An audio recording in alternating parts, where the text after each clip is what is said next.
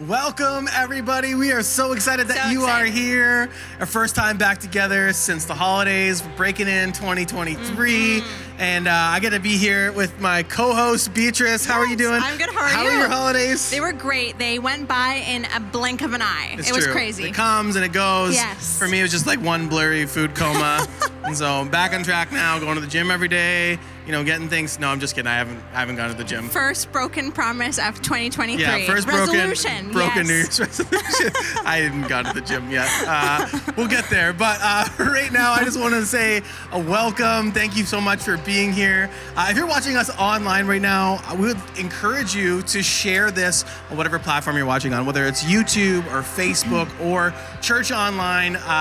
Make sure you hit that share button and share what's happening at Central. And if you're in person, snap a photo today. Tag us at centralcc. We'd love to see what you're seeing, and also just spread the news of what God's doing in and through this church community. We don't want to keep it just to ourselves. So let's spread the word today. Yeah, absolutely. And if you're new here and you're with us in person, we would love to meet you, get to know you, get you connected. Yeah. So after the experience, make sure to stop by the connection wall, and our hosts in blue shirts would love to answer your questions and get you connected here at Central. And if you're online right now watching, we'd love to know where you're watching from. Yeah. And if you want prayer today, you can press that prayer request button, and our hosts would love to pray with you today. Or you can also text us at 905-937-5610, or type in the comments if you're on YouTube or Facebook, and we would love to get to know you today. For sure. And also giving. If you'd like to partner with us in the work that we're doing here at Central and in the community, there's a few ways you can do that. You can head to centralcc.ca/give, and you can follow the prompts to set up ongoing giving or give a one-time financial gift. You can also, if you're with us in person, head to the kiosk at the connection wall at the giving kiosk and give there, whether you want to give by cash, credit, debit. And also we have our tip-tap machine on your way out from exit A to give that way as well. Whatever way you choose to give today, we're just so honored that you are partnering with us in this way, because everything we do here at Central in our community on Sundays around the world is because of your generosity. Yeah, and we're just so thankful for that. Yeah, thank you for making Central's vision come to pass. And what Central's vision is really all about is two things. One, we want to help people connect to God, but also connect to others. And so everything that we do here at Central, from our groups to our kids to our youth, young adults, everything happens through this lens and accomplishing our vision. And groups are just a huge part of Central's DNA. And there's lots of different types of groups. There's community groups, there's interest groups, there's small groups, and there's lots of different ways for you to get involved. Actually, in the next coming couple weeks here, we're going to be launching our winter series of groups. So there's lots of new things starting up. And so if you want to find out about that, you can connect with one of our team out here in the lobby at the White Wall. But also this Wednesday, we're starting a community group, which is a great way for you to get connected and get your foot in the door, find out a little bit about Central, and find out what's going on, where you fit. It's called A Place for You. It's happening starting this Wednesday at 7 p.m. You get to meet some of our group leaders. And so we'd love to invite you out to that. It's hosted by Bill Markham, our lead pastor here. And so make sure you head out into the lobby, find out some more information from one of our team members, or go to centralcc.ca/groups and get more information there. Absolutely. And another way you can get connected today is through our 21 Days of Prayer. 21 Days of Prayer actually start tomorrow, January 9th at 6 a.m. We have an opportunity for you to attend with us in person, which is going to be amazing, or online via Teams. We know that 6 a.m. is challenging with work or kids, so we wanted to make sure that that's available for you. Through 21 Days of Prayers, our pastors will guide you through the devotional and then help us through a time of personal prayer. It's an amazing time to start off your year in prayer, to start off your day in prayer. It's an amazing opportunity. So if you'd like to join us, we have the online and in person, and you can join us from Monday to Friday at 6 to 7 a.m. or Saturday from 9 to 10 a.m. Sorry, not or, both options. Monday to Friday, and then also ending on Saturday. You can head to centralcc.ca/21 days. you'll find the devotional guide as well as the team's link there. Yeah. And how we're concluding our 21 days of prayer together is on January 29th. We're getting together for our encounter experience. An encounter is just this really great way to press pause and to pray and worship together. And so it'll be a great way to celebrate what God's doing in our own personal lives, but also together as a church community, wrapping up 21 days of prayer together. So childcare is available for that event on the 29th at 6 p.m. to up to age 5. So bring your whole family along. Make sure you mark on your calendar January 29th for that. Absolutely. So much going on here at Central, and we're just starting 2023.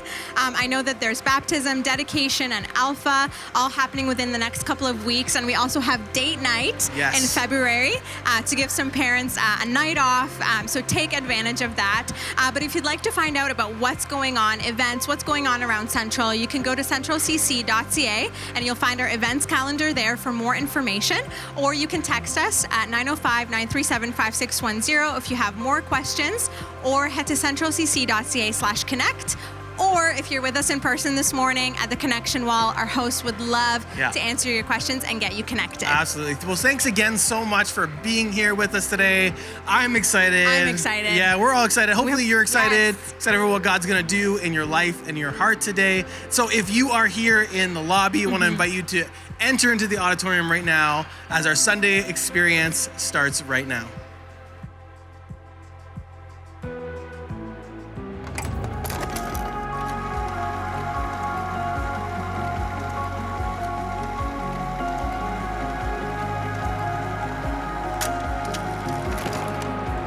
We see a place where God's creativity is on display in this place we call home. A place where His provision is in our places of work and play. Where community is worth fighting for. We see a place where His beauty is in the diversity of those who choose to live here. Where trust is forged. We see a place where His goodness is found in the kindness of neighbors and friends. Where purpose is reclaimed. And as the church, we are in the center of what He is doing in this region.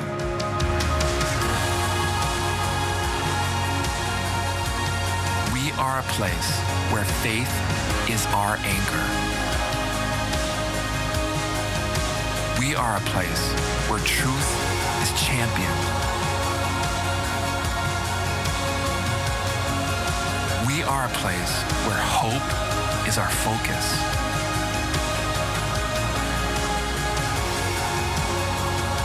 We are a place where love always wins.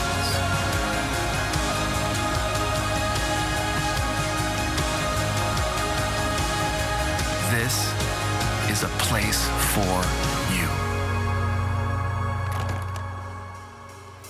Good morning, everyone. Welcome to Central Community Church, and welcome back. Happy New Year, everyone. It's going to be a great year, that's for sure. We're going to introduce this new song this morning. It's called House of the Lord. We need all your help this morning. Let's sing along. Get our hands clapping. We worship Him. We worship the God who was. We worship the God who is. We worship the God who opened the Lord will be. He opened the prison doors. He parted the raging sea. My God, He holds a victory. Let's go. There's joy in the house of the Lord. There's joy in the house of the Lord today. And we won't be quiet. And we'll shout out your praise. There's joy in the house of the Lord. Our God is surely in this place. And we won't be quiet. And we'll shout out your praise. Yes, we'll shout out your praise. Let's sing to Him. We sing to the God who heals. We sing to the God who saves. We sing to the God who always makes a way. 'Cause he hung up on that cross, then he rose up from that grave. My God still runs storms away. There's joy in the house of the Lord. There's joy in the house of the Lord today. And we won't be quiet. We'll shout out your praise. There's joy in the house of the Lord. Our God is surely in this place. And we won't be quiet. We'll shout out your praise. Yeah. Let's declare this together. Come on, sing with us. We were the beggars, now we're royalty. We are the prisoners, now we're running free. We are forgiven, accepted, redeemed by His grace. So let the house of the Lord sing praise again. We were the beggars, now we're royalty. We were the prisoners, now we're running free. We are forgiven, accepted, redeemed by His grace. So let the house of the Lord sing praise. Come on, everyone. There's joy in the house of the Lord. There's joy in the house of the Lord today. And we won't be quiet. We'll shout out your praise. There's joy in the house of the Lord. Our God is surely in this place. We won't be quiet. No. Shout out your praise. There's joy in the house of the Lord. There's joy in the house of the Lord today. And we won't be quiet. We'll shout out your praise. There's joy in the house of the Lord. Our God is surely in this place. And we won't be quiet, no. We were the beggars, now we're royalty. We were the prisoners, and now we're running free. We are forgiven, accepted, redeemed by His grace. So let the house of the Lord sing praise. Come on. We were the beggars, sick. Now we're royalty. We were the prisoners. Now we're running. We are forgiven. We are forgiven, accepted, redeemed by His grace. So let the house of the Lord sing praise. Yes.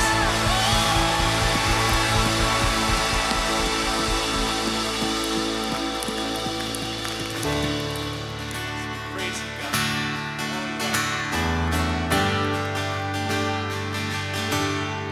Christ is my firm foundation, the rock on which I stand when everything around me is shaking. I've never been more glad that I put my faith in Jesus, 'cause He's never let me down. He's faithful through generations. So why would He fail now? He won't. He won't. I've still got joy in chaos. I've got peace that makes no sense. So I won't be going under. I'm not held by my own strength, 'cause I built my life on Jesus, and He's never let me down. He's faithful in every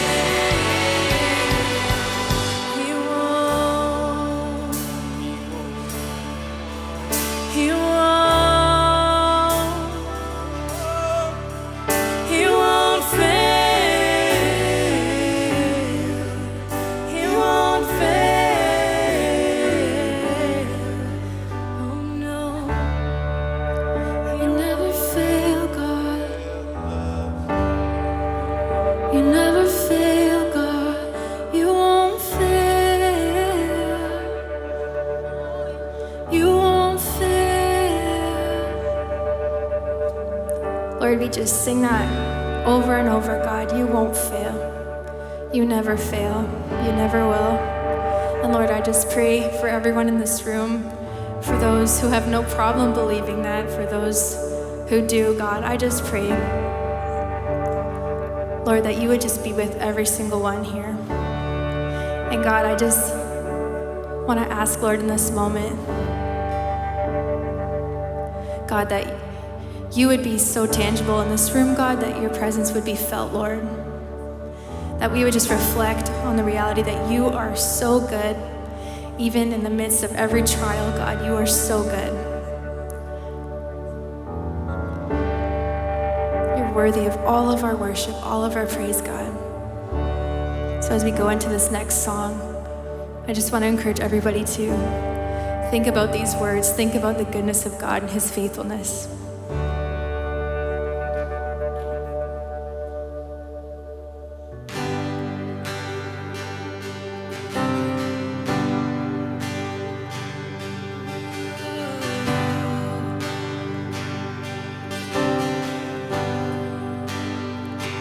I love you, Lord. Oh, your mercy never fails me. And all my days I've been held in your hands. From the moment that I wake up until I lay my head, I will sing of the goodness of God. All my life you have been faithful. All my life you have been so, so good. With every breath that I am able, oh, I will sing of the goodness of God. I love your voice. You have led me through the fire in my darkest night. You were close like no other. I've known you as a father. I've known you as a friend. I have lived in the goodness of God. And all my life you have been faithful. All my life you have been so, so good. With every breath that I am able, oh, I will sing of the goodness of God. 'Cause your goodness is running after, it's running after me. Your goodness is running after, it's running after me. With my life laid down, I'm surrendered now. I give you everything.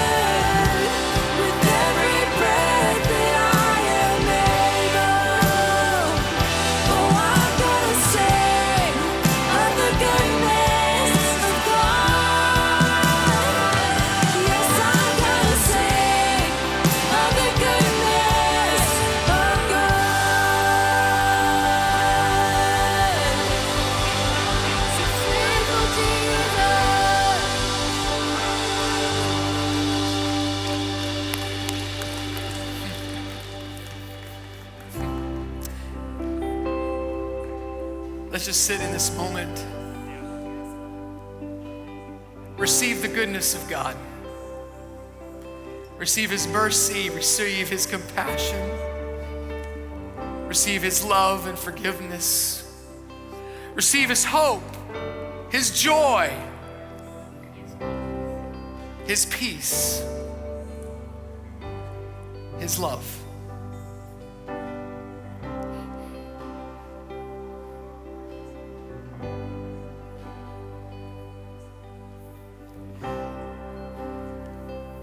In Lamentations chapter 3, the author, looking at a world that is completely broken and shattered in a million pieces, declares, because of the Lord's great love, we are not consumed, for his compassions never fail.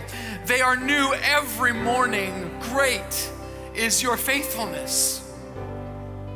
And in a world that is unfaithful, we declare, we proclaim, we trust in a God who never gives up on us. In a world that is cruel, we celebrate our King, a God who is full of compassion. And in a world that judges and cancels and dismisses, we serve a God whose mercies are new every morning. And I don't know what your 2022 was like, but I do know that God is waiting for you in 2023. And I know that he is faithful and he is good. He is compassionate. His mercies are new every morning. And I don't know about you, but I need that today. That you are not defined by your past mistakes or failures, but by a God who wants to lead you into a great future. And you get to choose whether you're going to believe and live in that or not. That is the gift of today. It's the gift of today. And so we're just going to take a moment in a world that would want you to be distracted and focused on all kinds of things as we begin this new year together as a family, whether you're joining us online or here in person. We are going to begin by declaring our attention, giving our attention and focus to the one who saves and restores and redeems and provides and heals. And so I don't want you to be passive in this moment. I want you to engage with me together. We will declare in this place that God is good and he is faithful. Maybe today you need to bring a hurt, a failure, a wound, and just ask God, heal me today. Your mercies are new. I need that today. Maybe you're afraid of tomorrow, filled with anxiety. Today, dismiss that fear and put your trust in a God who is leading you and has something great for you. Maybe today you're in a situation that seems overwhelming and you're going to be consumed by it today. Let the light of God's love shatter the darkness. Shatter the darkness. And maybe you're new to this. Maybe you were invited and you came, or you're watching online for the first time. Thank you. You just need to know we are fired up and we are passionate because we believe this, that there is a God who never gives up on us. When we want to give up on ourselves, there is a God who is faithful when we are not. A God who is good when the world fails us. And so I want you, in your own way, whether this is the first time you've ever done it, or you do this as a regular part of your life experience, I want us in this space to fill this space with a declaration. Whatever that looks like for you, however you feel like you should respond in this moment, a declaration. God, great is your faithfulness. Let's do that in this place in your own way. God, you are good. We trust you. God, thank you that you heal and restore the broken pieces of our life. Thank you that you are with us in our present situation, no matter how dark it may seem. God, I thank you that you're already waiting for us in tomorrow, that if we trust you, you are going to lead us even through the valley of the shadow of death to green pasture. You have something better. Help us to break the lies that consume our minds, the pain that consumes our heart. the fear that limits our action. We surrender it all to you. It's about you. It was always about you. It will always be about you. And so we begin as a church family in 2023 declaring, God, you are great. You are worthy. We follow you. We trust you. Lead us. And in our weakness, be made strong for your glory, for your name. We pray these things. Amen and amen. Thank you so much. You may be seated.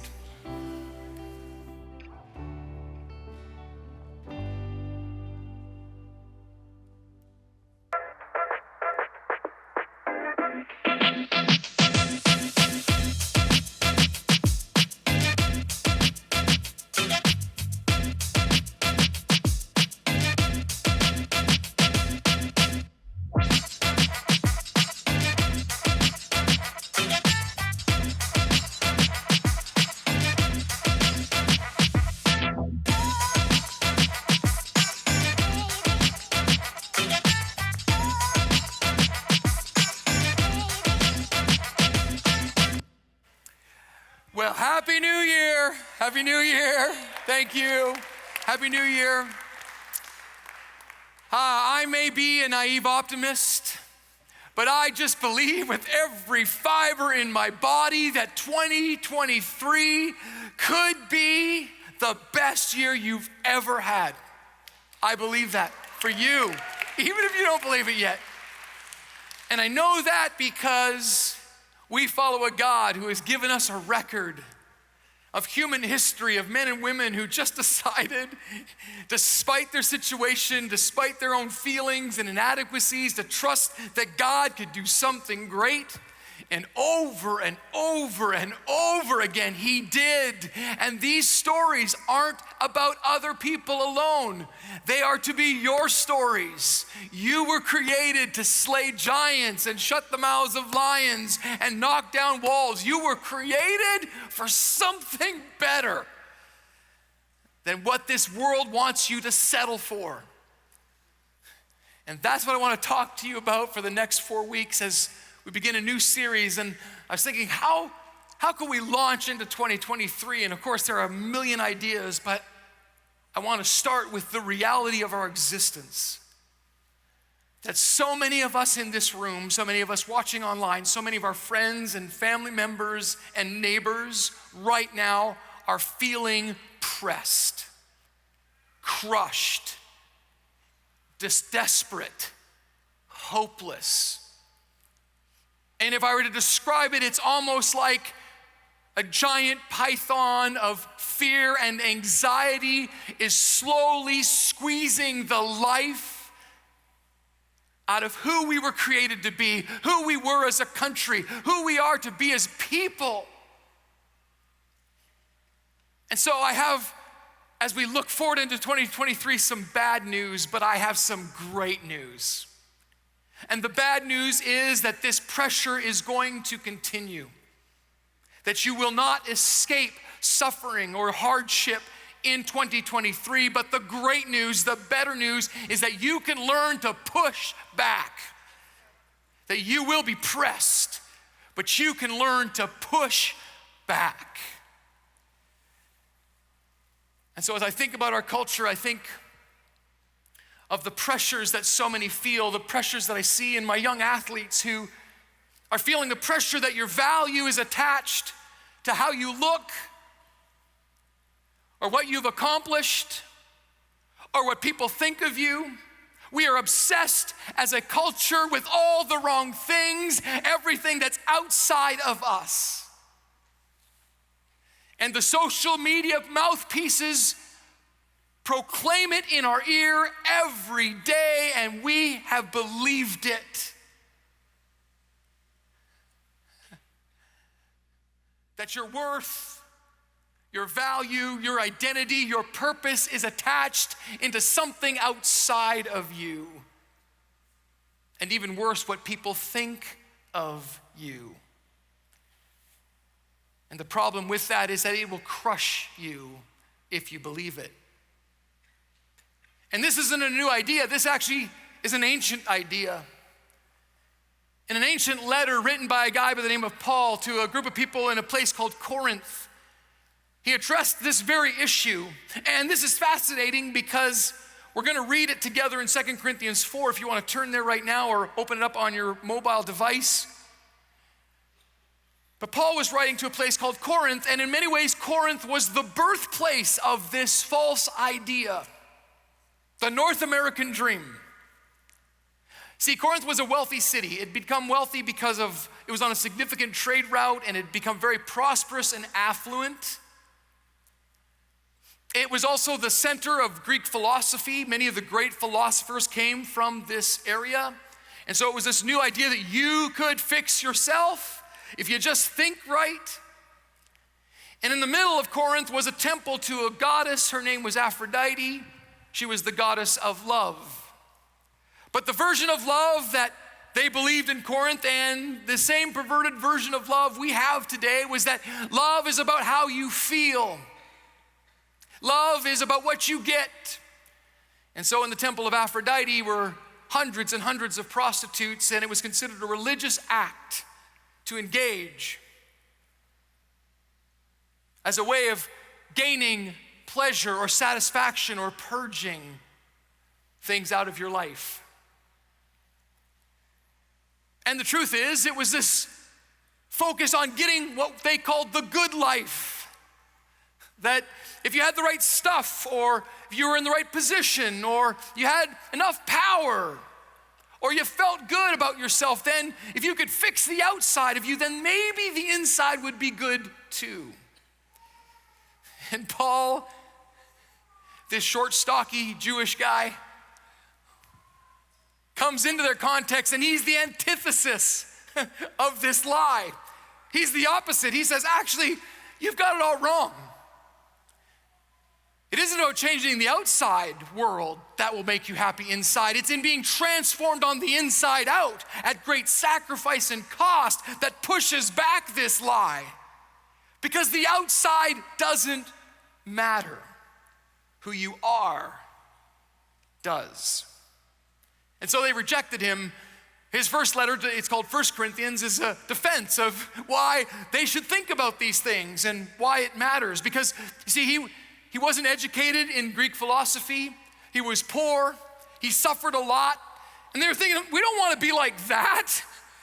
We want to be rich and prosperous and happy and have stuff and have people admire us and exalt us.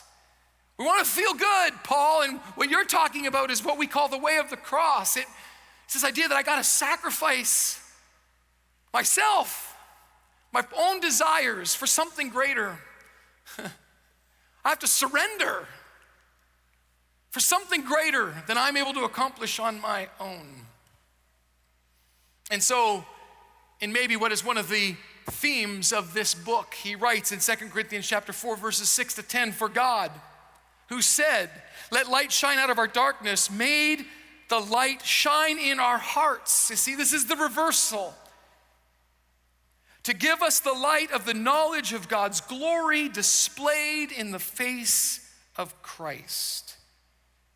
But we have this treasure in jars of clay to show that this all-surpassing power is from God and not from us. We are hard-pressed on every side. Do you feel hard-pressed today? But we are not crushed. Do you feel perplexed today? Confused about what's going on around you, why things are happening the way they are, what to do about it, afraid of tomorrow? We are perplexed, but not abandoned, or but not in despair. We are persecuted. Do you feel like you're ever trying to do the right thing and you just keep getting canceled for it? But not abandoned. We are struck down. Maybe 2022 gave you a blow that you don't think you're going to be able to recover from, a knock, a shot, a punch, a kick. But we are not destroyed. Why?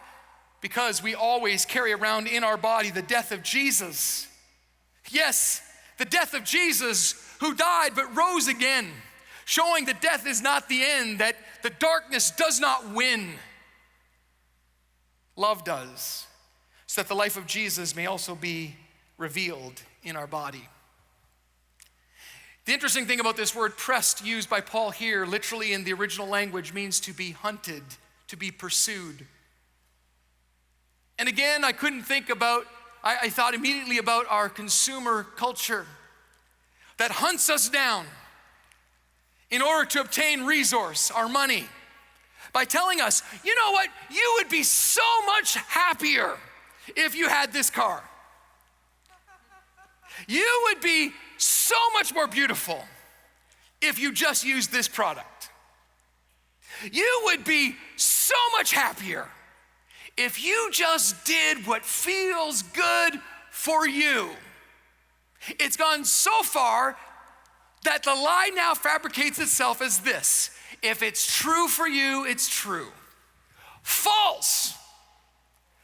Two contradictory truths cannot both be true. That is a fabrication. It is a lie. There is only one truth. I'm not telling you what it should be yet.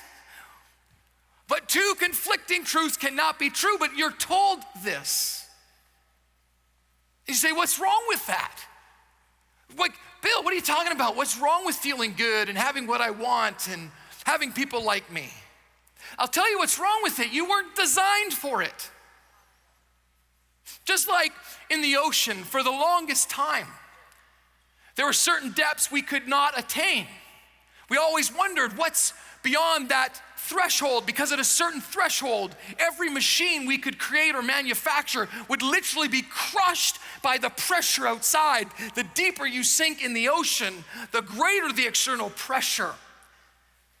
It's why in World War II, one of the greatest fates for a submarine was to lose power, because it would sink, and at a certain point, it would be crushed and all the men in it with it. We just hadn't figured out a way to navigate the pressure. And we have all kinds of experts right now, but nobody is willing to explain why so many in our culture are filled with anxiety and fear, paralyzed about the future, ridden with regret for their past,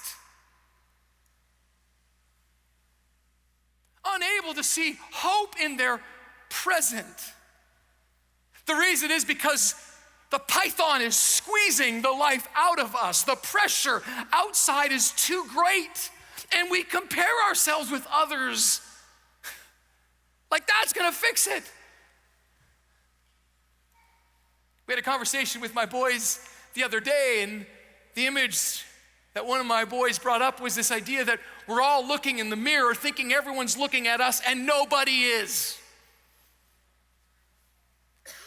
And so we post our best selfie, thinking that somehow if I could just get 1,000 likes, maybe I'd be worth something. Really? Your value is dependent on whether some knucklehead likes you or not? Right? We obsess with our position. How do I know? Because the first thing we ask, so what do you do? As if our value is attached to our job title. What if you lost your job? Do you cease being a human being? Do you lose your value? Or what kind of car we drive, or house we live in, or where we vacation? Does anybody really care about that at your funeral? At what point have we replaced the truth that you are a human being created in the image of God with this fabrication that you only matter depending on whether we cancel you or not? So Paul says this is absurd. You're being hunted by this ideology. And as a result, the words that he used, and we'll unpack these over the next 4 weeks, but in our modern language, he's saying it'll cause friction. It'll create wounds. It'll force you to be stuck in a rut, trapped in a tight place. And so I guess my first question for you in 2023 is, how are you navigating the pressures of life? Let's be honest for a moment, okay? You don't have to raise your hand. You don't have to talk to the person next to you, but let's be honest. How many of you are feeling crushed, perplexed, persecuted, So what's the answer? Well, that's the bad news. Okay, we got that out of the way. That's the bad news. You are going to continue to feel pressure. It is not going to go away. If you're waiting for the outside world to change around you, that is not going to happen. At least not unless we have a revolution. So if you can't change that, what can you do? Here's the great news. You can learn you can learn to push back. And so Paul says, here's the deal. And he uses this really interesting phrase. He says, okay, it starts with an awareness.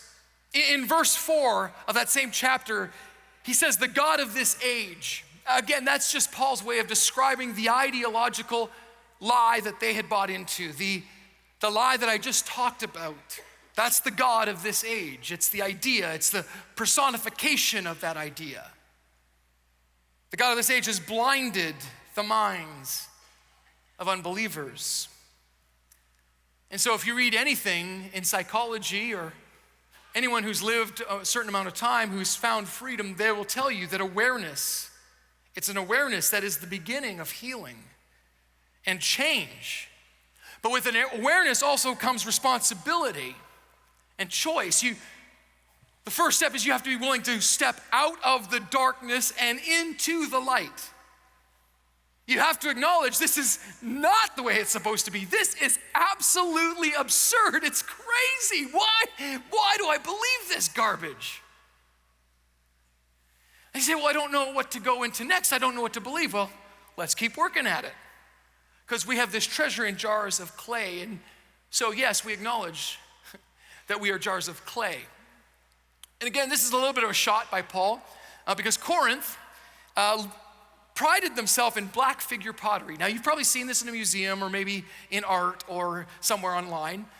And so Corinth was where this certain type of craftsmanship developed.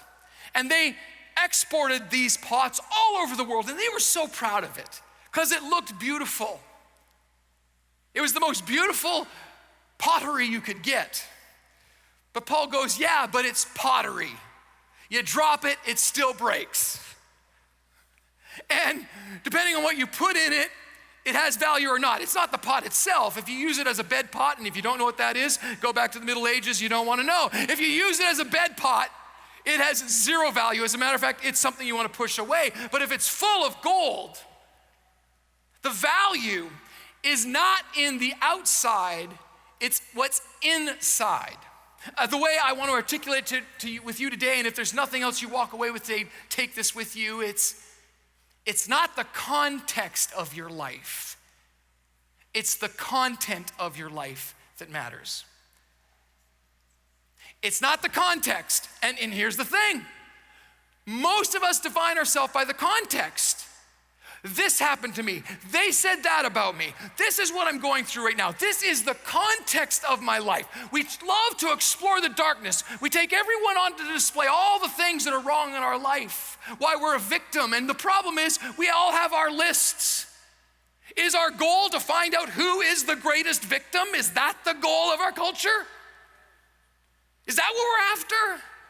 Oh, well, I should get more honor because I'm more victimized than you.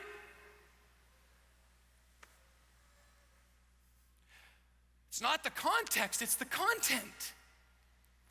And so maybe we should stop thinking about what other people think of us and we should start thinking about who we really are. Maybe we should stop thinking about what everyone expects us to do and we should start doing who we were created and called to be.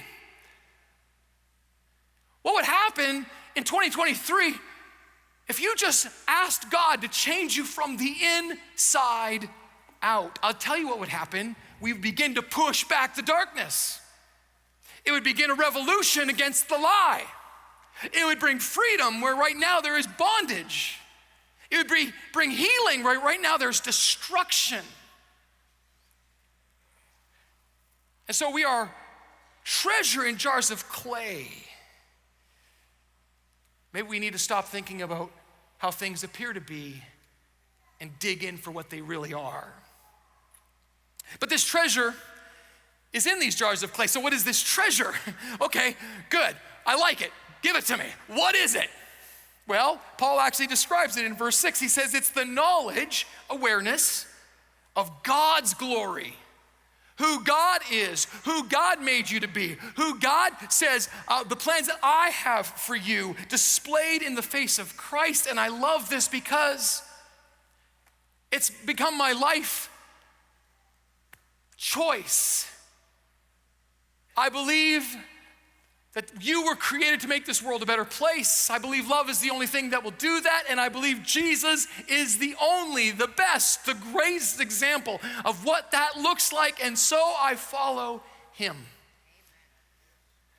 And when his love, his way, Jesus said, I am the way, the truth, and the life. He wasn't being exclusive, he was being declarative. It was just a statement of fact.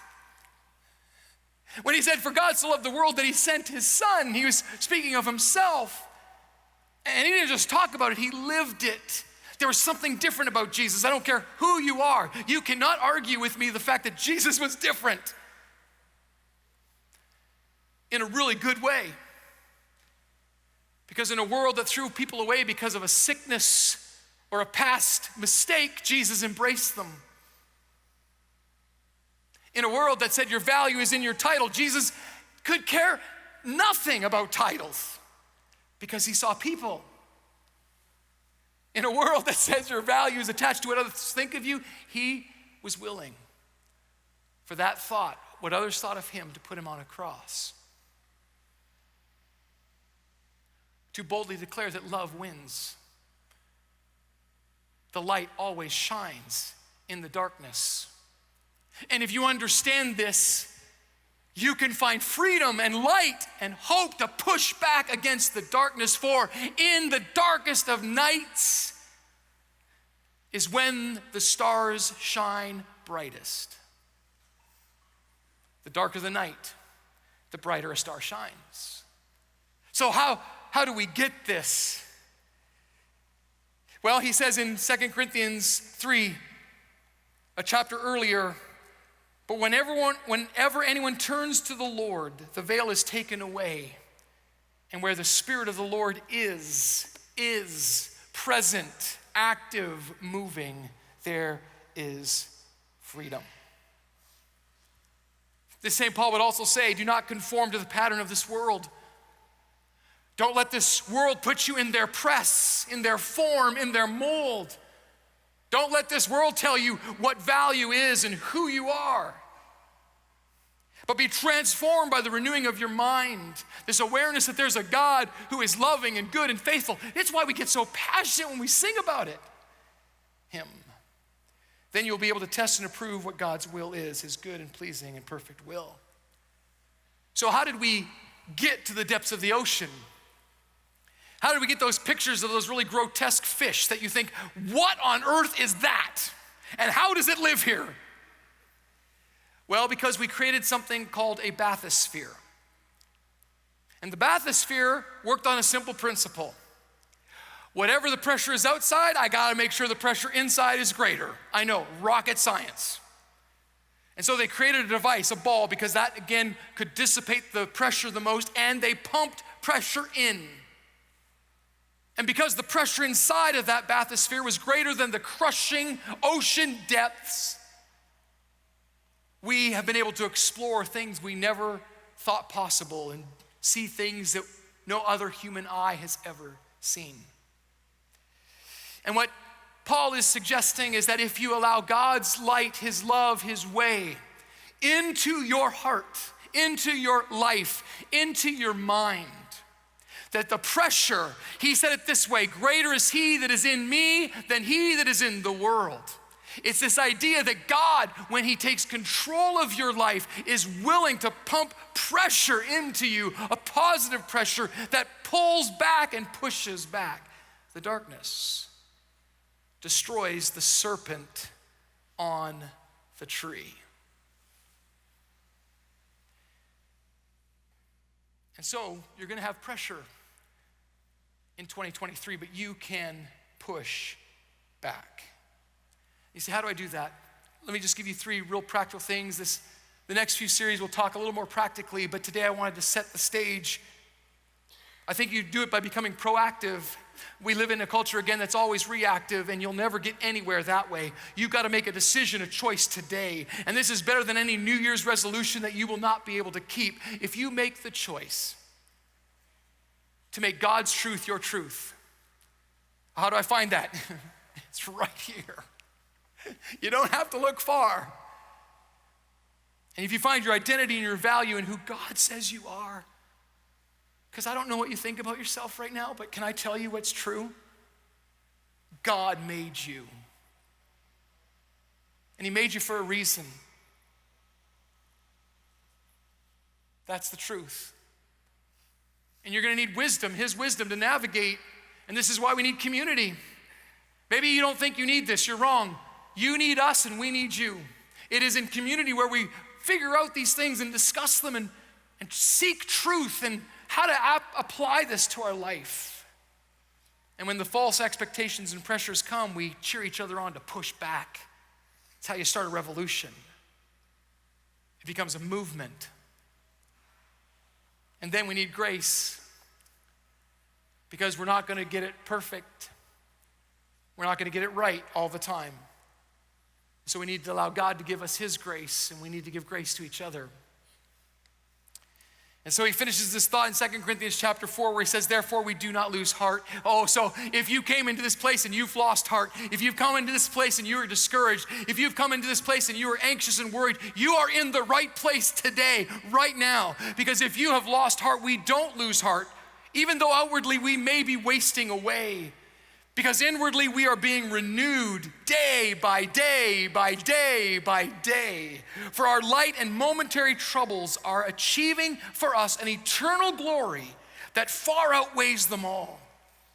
So we fix our eyes not on what is seen on YouTube and Netflix. I'm not saying anything's wrong with those things. They're not always true. But what is unseen, the God who made the heavens and the earth. Since what is seen is temporary, but what is unseen is eternal. And so my final thought for you this morning was, okay, Bill, if what you're saying is true, I can acknowledge that sometimes I feel like a clay jar being crushed and pressed. And the problem with this world is that when you're broken, they just apply more pressure. When you're down, they kick you. When they find a crack, they smash away. And you're tempted to fill the cracks, to glue them together, to cover them with wax and hope nobody notices. But it's not the context of your life, it's the content of your life. So what if you're saying is true, Bill, that if I just let God direct my life and allow him to change me from the inside out, that I will find freedom? Yes, that's exactly what I'm saying. But then maybe the final question is why? Why would God let me go through it? And I don't have a lot of time. We'll talk about this more next week, but let me just give you one last image. I love museums. I know I'm a bit of a nerd that way. Just so you know, I love classical, not country music. My wife is slowly wearing me down, okay? Now I drive a truck and listen to country music, but it's been a long process, people. So yeah, I know, thank you. Spouses, do not give up. There is hope for you too. Okay, now I gotta convince her to watch the Buffalo Bills with me. That's the only thing yeah, exactly, okay. I think it should be give and take, right? Okay, side tangent, never mind, all right, here, let's back to the point. Why does God allow us to go through these things? I love going through museums, and if you go to a museum with a really good curator, a curator understands that their job is not simply to display artifacts. It's not simply to take artifacts and put them on tables or in display cases. A really good curator understands it's to tell a story. That sometimes the story is found in the broken pieces. Sometimes the story is found in the tragedy. But on its own, it looks like tragedy, but put in the context of a story, it is something that can be redeemed. And I'm gonna be the first to admit I don't understand why certain things happen. And you'll always get an authentic answer from me. I'm not gonna tell you something I don't understand or don't fully believe. But what I do know, because I've lived now long enough, I've seen enough, I've read enough, I know enough to know that God is able to curate our life and to take the broken pieces and the victories, the good, the bad, and the ugly, and he makes a display case. And here's the good news. It's not about you. It's his story, what he is doing. He is putting it all together so that others can say, wow, God did that for you. Maybe he can do it for me. Yes. And so in a culture that wants to turn the spotlight on you, flip it. Flip it. Let the light shine in the darkness, but also let the light reveal who Jesus is in the darkness. Because as long as you make it about you, you will constantly be crushed, because I love you enough to tell you the truth, you ain't strong enough. Good news, God is. So when the pressure of life tries to crush you, we will not be crushed. Instead, we will choose hope that God is creating a story. Maybe I don't see it or don't understand it, but I want to be a part of it. I want him to curate my life so others would know this amazing hope that maybe doesn't make sense, but I have, and you can't take it from me. So 3 questions. First is, what are the pressure points in your life?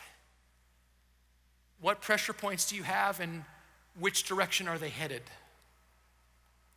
Are they crushing in, or are they pushing out? The world or God? The second question is, what am I doing to push back? What am I proactively doing to fill my life with what is true? His light, his love. What am I going to do today and tomorrow and the next? And the final question is, what story is my life going to tell? Yesterday, I had to navigate a very difficult funeral. A funeral of someone who was in the prime of her life, had just given birth to her first child. Just married a year and a half ago. A friend.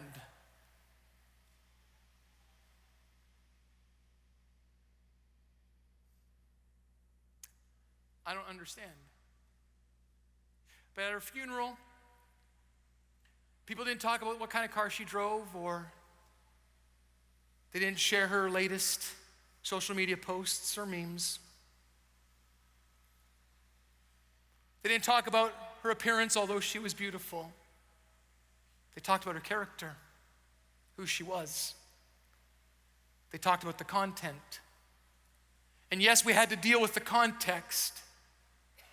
But what shone through that moment, in that moment, was her content and our deep faith, belief, hope, and trust that she is in heaven waiting. And we don't know the story, but I believe that the ripple effect of her life is still telling the story.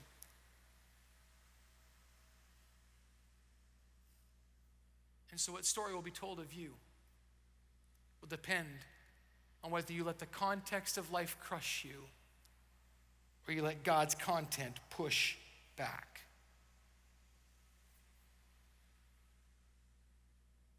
That is how you navigate being pressed. I want you to know that if you need prayer today, there is a prayer team that would come to the front in just a moment. We also have access to our pastors and group leaders at the back connection wall. If you're watching online, please interact with our online pastor. If you have any, don't leave until that question, that need is addressed. Become aware of the light. Step into it. I also want to remind you that we start our 21 days of prayer tomorrow morning at 6 a.m. And you're like, 6 a.m., that's really early. Let me tell you something. If you had a flight to the Caribbean and you had to be at the airport at 5 a.m. tomorrow, you would be there. Don't tell me you wouldn't. So how badly do you want the content of your life to be greater than the context? Not a guilt trip, just a statement of truth. 6 a.m. tomorrow morning. We'd love to see you here or online. And then on Wednesday, we have at 7 p.m., a place for you. If you're new to Central or you have questions about who we are, why we do this, maybe that really tough question you've always wanted to ask a pastor, come on out. We'd love to have you at a place for you this Wednesday at 7 p.m. Groups are starting as well, so you can find all that information at the connection wall. But as you leave today, I want to bless you with the words found in this amazing passage in 2 Corinthians chapter 4. I bless you with the truth that the God who said, let light shine out of darkness, made his light shine in our hearts to give us the light of the knowledge of God's glory displayed in the face of Christ. But we have this treasure in jars of clay to show that this all-surpassing power is from God and not from us. And with that, I bless you in the name of the Father, the Son, and the Holy Spirit. Amen. Happy New Year.